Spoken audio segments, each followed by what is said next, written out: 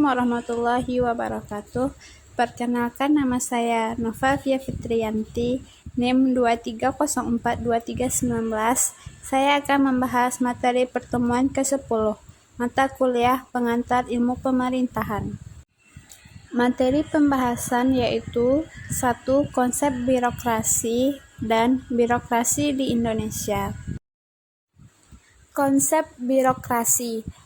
Secara etimologi, istilah birokrasi berasal dari kata bureau bahasa Prancis yang berarti meja tulis dan kratos dari bahasa Yunani yang berarti pemerintahan.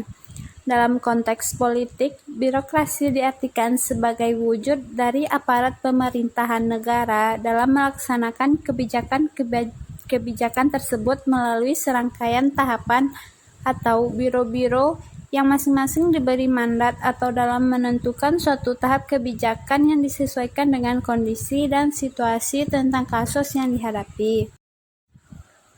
Weber membahas birokrasi dalam kerangka konsep mengenai kewenangan dan dominasi.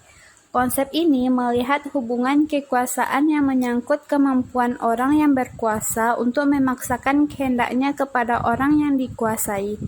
Salah satu dominasi yang dimaksud adalah legal rasional, yaitu kewenangan bersumber dari seperangkat aturan yang dibuat untuk mencapai tujuan tertentu.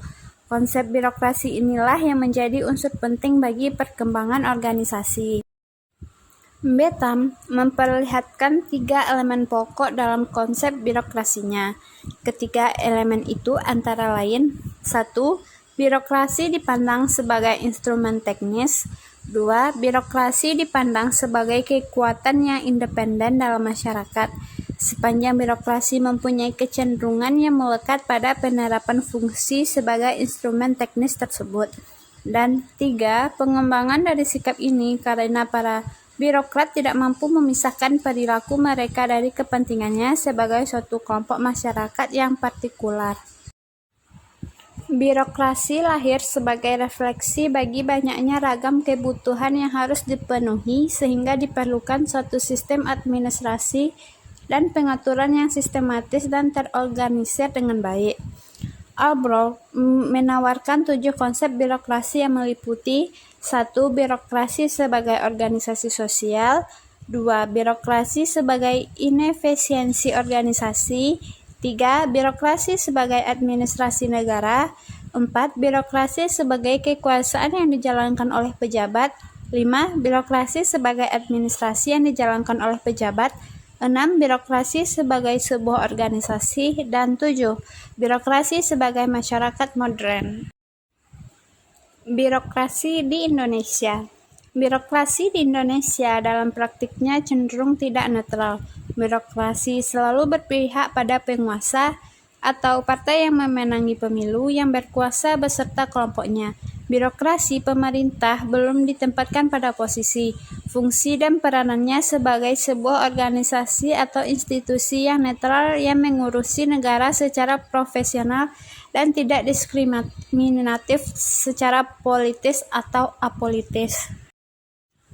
Dengan kondisi birokrasi yang begitu kuat diintervensi oleh partai politik, atau dengan kata lain hilangnya netralitas birokrasi pemerintah tersebut, mendorong tumbuhnya gerakan untuk mengupayakan netralitas birokrasi sebagaimana yang digagas oleh Weber dan juga para pemikir teori negara lainnya. Gerakan ini mulai terasa kuat dikumandangkan pada periode menjelang jatuhnya Orde Baru dan lahirnya era reformasi. Namun, sayangnya di masa reformasi ini pun netralitas birokrasi yang diharapkan itu pada praktiknya semakin jauh dari harapan. Keberpihakan birokrasi bahkan berkembang relatif cepat, apalagi ketika yang memenangi pemilu, pilpres dan gubernur, wali kota dan bupati secara langsung adalah partai-partai politik yang berkoalisi. Dampaknya birokrasi menjadi sangat berwarna dan profesionalitas dalam bekerja menjadi jauh dari api panggang. Sebagai dampaknya, bahwa dalam praktik penyelenggaraan pemerintahan di Indonesia tidak dapat berkesimpulan bahwa birokrasi pemerintahan hampir tidak pernah netral dalam arti yang sebenarnya. Kesimpulan, kedepannya perlu dibangun sebuah birokrasi pemerintah yang netral kepada kepentingan penguasa dan kelompoknya, tetapi harus berpihak kepada kepentingan seluruh masyarakat Indonesia agar dapat terwujud birokrasi pemerintah yang demikian itu.